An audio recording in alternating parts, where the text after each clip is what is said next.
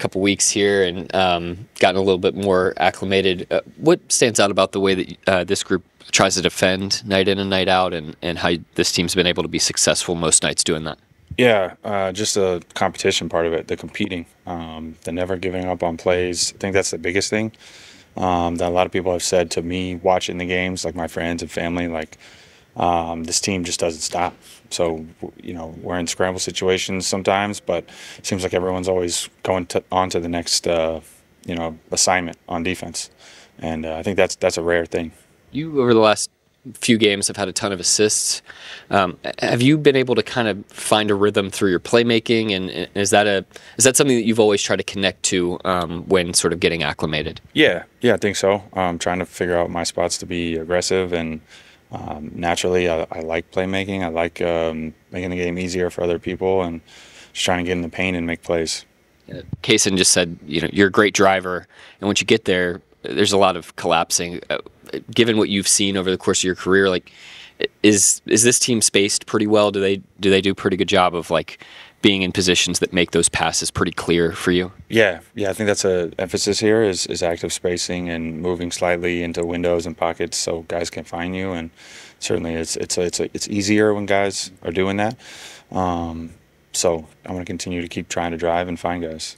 Gordon, I don't know how much this you control, but I think part of this team, which is on the brink of clearly something special, making you the one big deadline move they made, it kind of puts some external pressure on you to come and perform maybe, and I guess people maybe externally expected you to come in and have that 14 points per game you had in Charlotte, or be shooting the same shot that you had, the same percentages right away. Yeah. How have you maybe dealt with?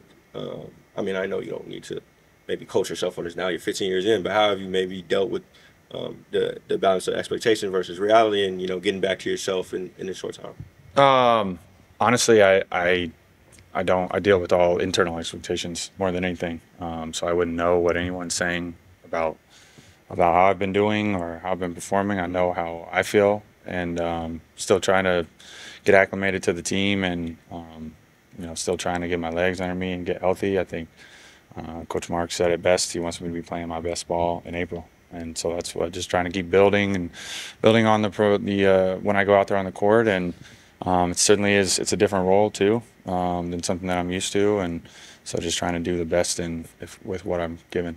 Right, and Mark didn't mention any expectations necessarily for you when you got here. I mean, he's the kind of guy that doesn't really put expectations on anything. You mentioned internal expectations. Yeah. I just wonder what those were for you when you got here.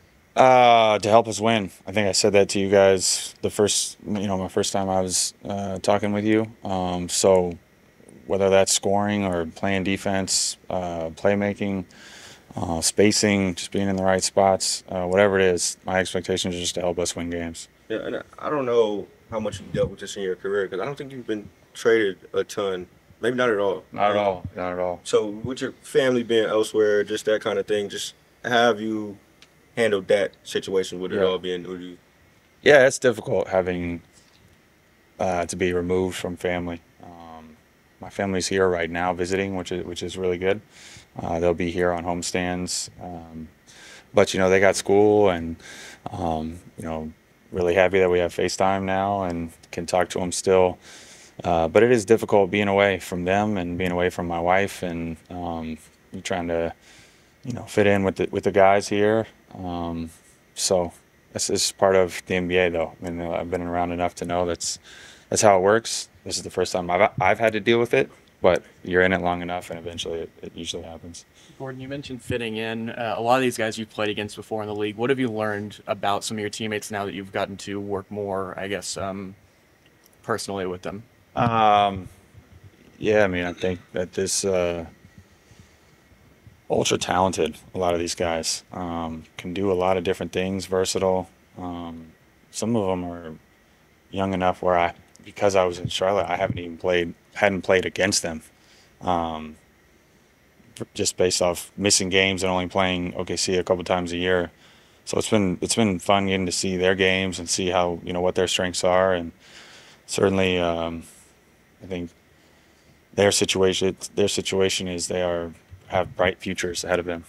Kind of a unique quirk of the schedule. You had Miami the other night, Indiana twice, Milwaukee twice, all these Eastern Conference teams on the road trip.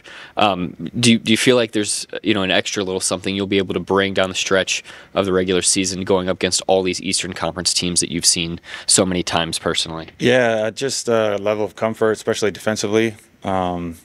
So just knowing some of the guys that are on the team and how they play and what they like to do and some of the actions and kind of game planning against those guys before, I think will help defensively. It seemed like you were particularly disruptive against Miami. Were there just some things that over the years you sense in terms of actions and what they're going to try to get to?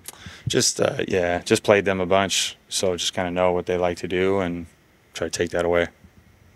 Now that you've seen Shea up close, I just wonder what you've taken away from him in terms of the way he works behind the scenes. Everybody's always talking about, just the silent work, just what goes into who he is and just what you've seen from him as a player in this league, just the framework of the overall league.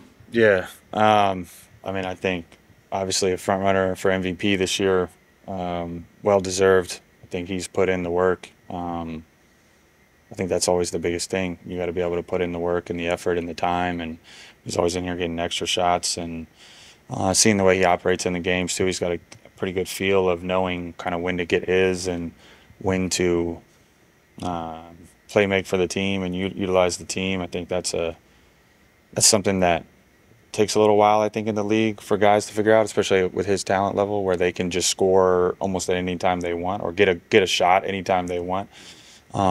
Being able to figure out kind of that balance, and I think this season he's done a great job of that. Yeah, that level of consistency game by game. I mean, his 30-point games have almost become like monotonous now. Like, can you remember ever playing with a player like that? Just that level of consistency. I don't think I've played with someone who's averaged 30. It is something where you cannot take it for granted. It's rare, even though he's making it not rare. So it's quite unbelievable that he's able to do it with as much. I don't want to say like it's easy, but it doesn't feel like it's forced. So and for us to be where we're sitting at in the standings and he's doing it, I mean, that says even more. It's not like he's averaging 30 on a bad team. He's doing it on a really good team and leading the way, and so he's done a tremendous job. Yeah. The last thing for me, I think now they've gotten you to do it now, so you're like already sworn in. But the barking thing post game, the whole post game shenanigans, what have you made of that? Man, it's just young guys having fun. I think enjoying the moment, being connected. It's good to see. I think they like hanging out with each other and clearly have great chemistry here. So that's also pretty rare too, and so it's good to see.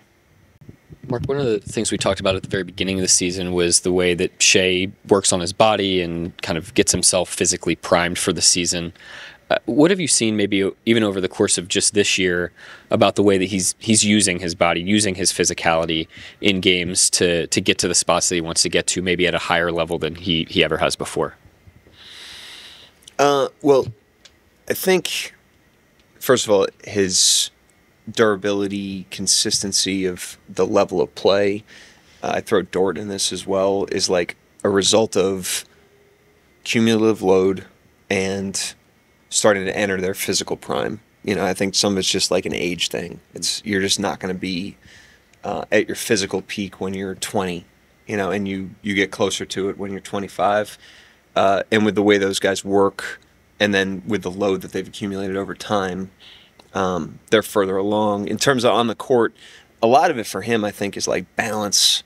He's just got unbelievable center of gravity, which you see on a lot of his moves, shots, things like that. And then defensively, especially his first year here, there was like a lightness to him. He would seem light on certain plays, and he just doesn't anymore. He's not Dort physically. He's not like moving people around, but he's not getting moved either. He has a knack for being able to kind of get to that hostage dribble around the free throw line. And you see guys like Chris Paul, guys that are a little bit smaller, be able to execute that. I mean, he's 6'6". What does it take for him to be able to keep the dribble low enough and clear the space enough to actually make that move work for him? Yeah, a lot of his stuff is just, incredible skill in very tight space. Everybody knows that he wants to drive. Everybody knows we want to drive, and so most of the game plans are designed to try to neutralize that to a degree, and yet he still gets wherever he wants on most nights. With that play, you don't see that as much, mainly because teams don't play drop against us very much at all. We probably see that coverage as little as anybody in the league because of our personnel and have for the last couple of years. So he had that play last night where he did that, but we just don't see that coverage enough for that to be something that you see a lot of our guys do. Mark, the step back three that he gets to, just how have you seen him maybe work toward that and just work toward knowing in game when he wants to use it beyond, detecting momentum and stuff like that, but in a game, the game's flow when he wants to use it? Well, nobody's perfect. I mean, those are tough shots. There's zero pass shots oftentimes, but they're critical for they open the game up for him, because if you have to go play him on that, now all of a sudden your pick-up point has to be higher, which I think he's accomplishing that. People are starting to pick him up higher. They picked him up almost full court last night, and I think some of it's a result of, the threat of that shot. And then it's just a matter of finding a balance between, pulling it and being a threat to do it, and the defense honoring it, and also balancing that with possessions where we get some movement, where we explore other things, where other guys touch it. No one gets upset when he pulls it, because I think he's struck a nice balance, and he has the trust of his teammates that he's going to find that balance. So he's done a very good job of that. Mark, you're just talking about Shea playing in tight spaces. This is more in general, but where do you think at the NBA level ball handling ranks as a separator skill of comparing to maybe college basketball players or something like that? Is ball handling one of the top separator skills that you see at this level in comparison to college? I don't know. I mean, it depends on role. I think the high volume, usage guys, it's critical if they have the ball a lot. And then there's a lot of players in the NBA that are very, very effective players that don't need to dribble very much. They dribble very efficiently, and they are highly effective players regardless. They defend and they shoot and they make quick decisions. You don't want a team full of guys that are all trying to dribble. It's going to be a very unpleasing sight. So it's you want to weaponize it at the right times, and it's probably more relevant for some guys than others. It's helpful for everybody, but it's more relevant for some than others. Mark, you've been praised for a lot of your ATOs. I just want to ask you, because there's a common idea of you're going to draw this up. How many of these plays are you actually drawing up, or do you just have sort of in a Rolodex? A lot. As time's gone on, I've gotten tighter in terms of what I've done there. I try to make sure, for the most part, it's something that the players are familiar with, whereas in the past, I've been a little bit more experimental. Some of that was where we were as a team, too. It's we could be a little more experimental. Now, I'm a little more surgical. If I'm experimental, it's in practice, and making sure that we know the timing of what we need to get done.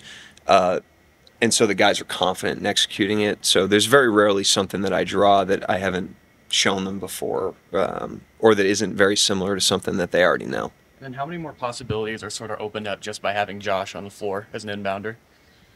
I mean, all the possibilities. Everybody's live. Especially the late game stuff. He can make every pass. He can pass to every part of the floor. So, that opens everything up. And he not only can make every pass, but he has the courage to make every pass. Which is he's making those passes in very, very stressful situations in the game, and he's got the guts to do it. So the combination of kind of his moxie and then his anticipation and his skill makes everybody live, and then it's our job to try to leverage that so that the opponent has to guard the entire floor and all four players in those situations, which is a good thing for us, because then it allows you to free some things up.